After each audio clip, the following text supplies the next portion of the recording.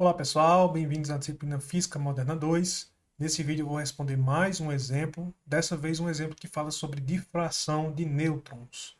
Vamos lá, o exemplo diz o seguinte: um feixe de nêutrons com uma velocidade selecionada de 0,4 metros por segundo, ou seja, todos os nêutrons têm essa velocidade nesse feixe, é direcionado através de uma fenda dupla com uma separação de 1 milímetro. Uma série de detectores é colocada a 10 metros da fenda. Letra A. Qual é o comprimento de onda de De Broglie dos nêutrons? Letra B. A que distância do eixo está o primeiro ponto de intensidade zero no conjunto de detectores? Letra C.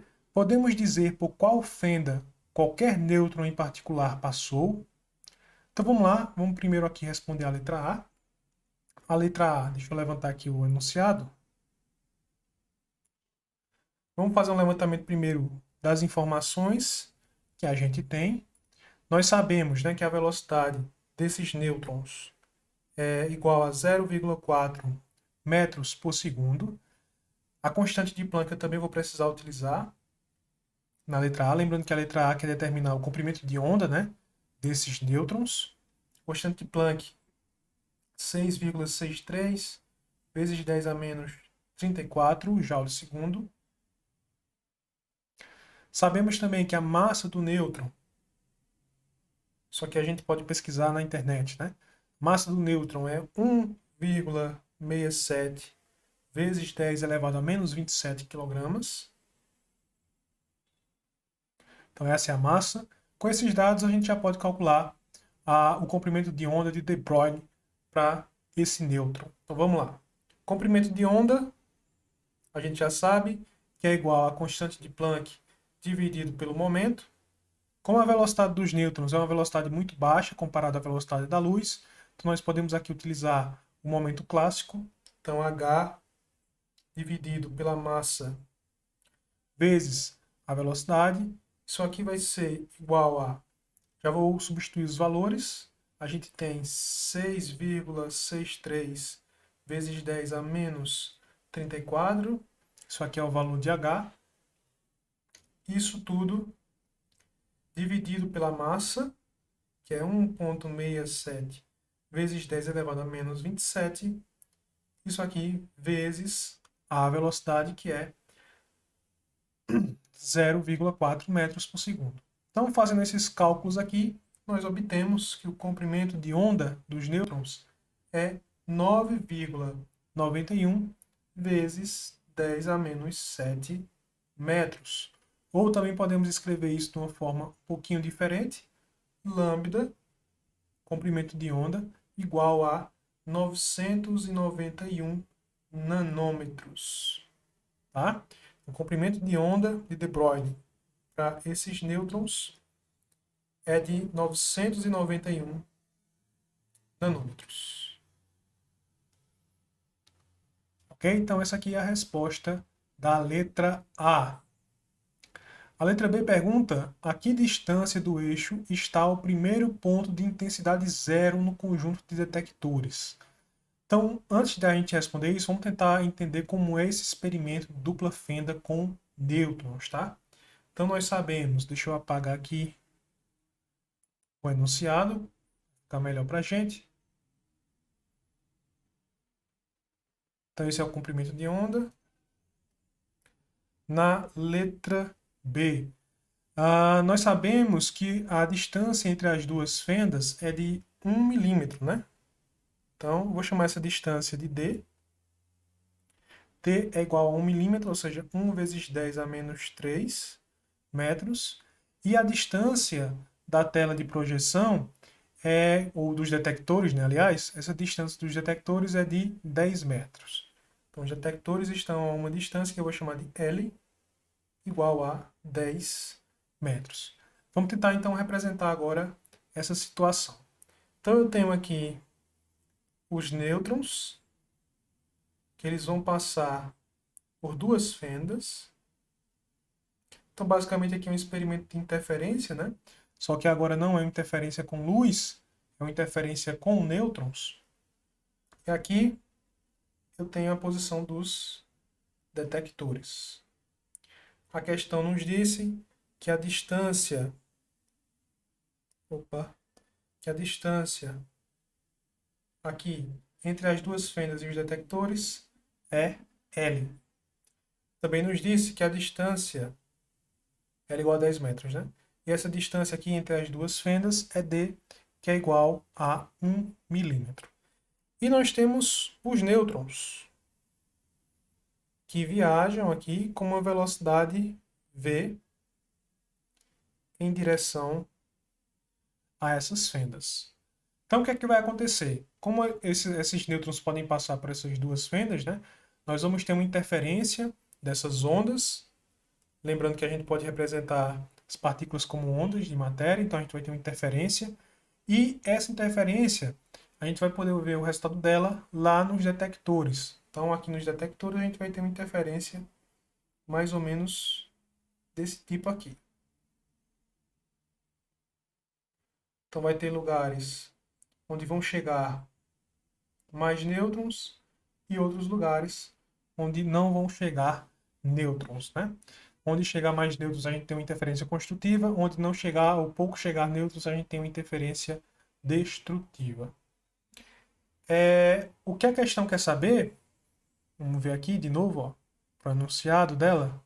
A que distância do eixo está o primeiro ponto de intensidade zero do conjunto de detectores? A que distância do eixo? Vamos desenhar aqui o eixo. Esse aqui é o eixo que passa exatamente entre as fendas, no meio das fendas. Aqui eu tenho o primeiro mínimo, né? A primeira interferência que acontece, interferência destrutiva, que acontece a uma distância que eu vou chamar de y. Então aqui eu posso formar o seguinte triângulo, ó. Esse triângulo aqui, cujo ângulo eu vou chamar de θ1. E esse y aqui também eu vou chamar de y1, porque é o y que se refere à distância, né, até o eixo do primeiro mínimo de interferência. Bom, então essa aqui é a nossa situação, descrevemos a situação, agora nós podemos descrever matematicamente algumas dessas grandezas, né? Por exemplo, esse ângulo θ, seno de θ, vamos pegar essa imagem, vou utilizar ela em outra página.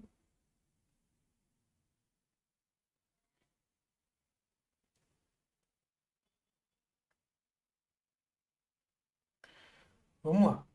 Então, esse ângulo θ, nós podemos escrever que o seno dele, seno de θ1, tá? Como essa distância L é muito maior, L é muito maior que D, então nós podemos considerar esse ângulo θ1 um ângulo muito pequeno. Se θ1 é um ângulo muito pequeno, então o seno dele é aproximadamente igual à tangente. Seno de θ1 aproximadamente igual à tangente de θ1. E o que é a tangente? É o cateto oposto dividido pelo cateto adjacente. O cateto oposto é y1, cateto adjacente é L. Então aqui, isso é igual ao cateto oposto, y1, dividido por L. Tá? L que é o cateto adjacente. Daqui a gente pode concluir, portanto, que y1 é igual a L vezes a tangente de θ1.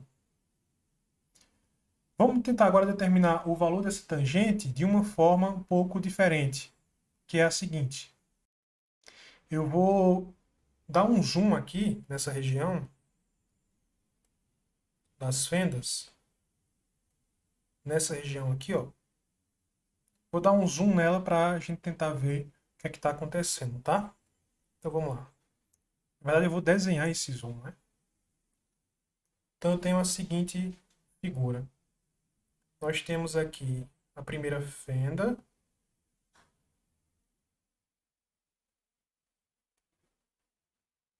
Essa é a primeira fenda.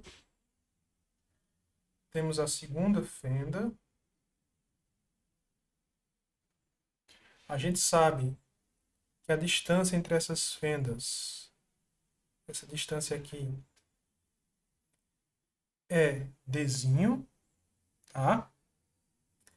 Aqui eu tenho a trajetória do nêutron que passa pela fenda de cima e a trajetória do nêutron que passa pela fenda de baixo. E esses nêutrons, eles vão interferir, né, lá nos detectores. Ok? Vão causar o padrão de interferência, no caso, lá nos detectores.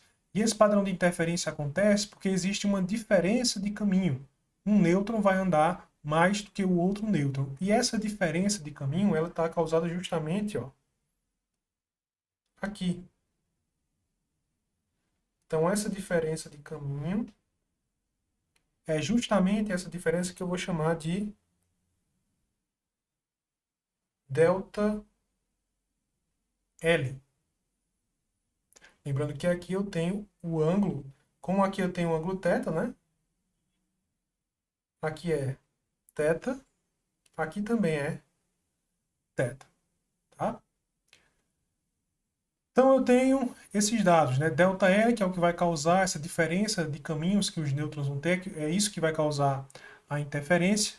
E olhando aqui para esse triângulo, retângulo, nós podemos escrever que o seno de θ, olha aqui, seno de θ é igual ao cateto oposto, ΔL, sobre cateto adjacente, D.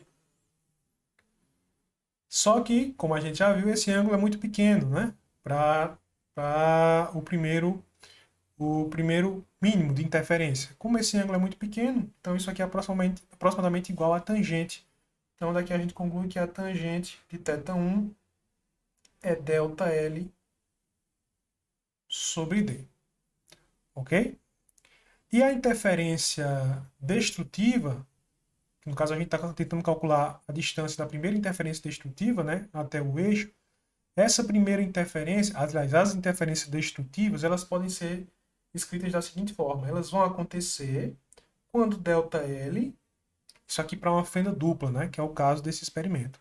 Elas acontecem quando ΔL é igual a N mais meio multiplicado pelo comprimento de onda lambda. Então, interferências destrutivas acontecem quando ΔL for igual a N mais meio vezes lambda, onde esse N aqui, deixa eu botar mais para cá, esse N é igual a 0, 1, 2, 3 e etc, tá? E outros números inteiros. Portanto, a partir disso aqui, nós temos que a tangente do ângulo θ, tangente de θ1, vai ser aproximadamente igual, uma vez que a tangente é aproximadamente igual ao seno, né, nesse caso, para o ângulo muito pequeno, tangente vai ser N mais meio vezes lambda sobre D, né? Então isso aqui, a tangente de θ1 é ΔL sobre D, só que ΔL está aqui, esse valor. Né? Então concluímos que a tangente de θ1 é aproximadamente N mais meio vezes lambda sobre D, onde esse N ele pode ser 0, 1, 2 ou 3. No caso, como é a tangente de θ1, então esse N tem que ser o primeiro, né? O N1 é igual a 0. Tá? O resultado geral, né, seria tangente de θ igual a N mais meio vezes lambda sobre D. Mas como a gente está interessado no primeira interferência destrutiva, então é o primeiro N, que é o N igual a 0. Então vamos lá, colocar aqui em outra página, para N igual a 0,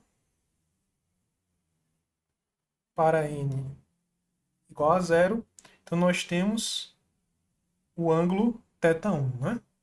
Dessa forma, a tangente de θ1 é igual a N mais meio, só que N é 0, então 0 mais meio vezes lambda sobre D. Ok? 0 mais meio dá meio, né? Então, tangente de θ1 vai ser lambda dividido por 2D. E como a gente já viu, y1, quem a gente está interessado em descobrir, né? Y1 é L, o comprimento, né, a distância entre as fênix e os detectores, L, multiplicado pela tangente de θ1. Então, sabendo disso aqui, e sabendo agora quem é θ1, então y1 é L vezes lambda dividido por 2 vezes D. E aqui agora é só substituir os valores, né? Aí L é 10 metros, vezes lambda, que nós calculamos, que é 9,91 vezes 10 a menos 7, dividido por 2 vezes D, que é 1 milímetro. 1 vezes 10 a menos 3. Portanto, calculando isso aqui, você vai encontrar que y1 é igual a 4,95 vezes 10 elevado a menos 3 metros, ou 4,95 milímetros. Ok? 4,95 milímetros, portanto, a distância aqui, y1, do eixo central até o primeiro mínimo é de 4,95 milímetros. E vamos ver aqui qual é a letra C. Podemos dizer por qual fenda qualquer nêutron em particular passou? E a resposta é não, né? Se a gente pudesse dizer por onde os nêutrons estão passando, o que aconteceria é que esse padrão de interferência aqui, ele iria sumir. Se você sabe por onde os nêutrons passam, então o padrão de interferência some, né? Lembre-se do princípio da incerteza. Ok? Então, por enquanto é só, pessoal. Até a próxima.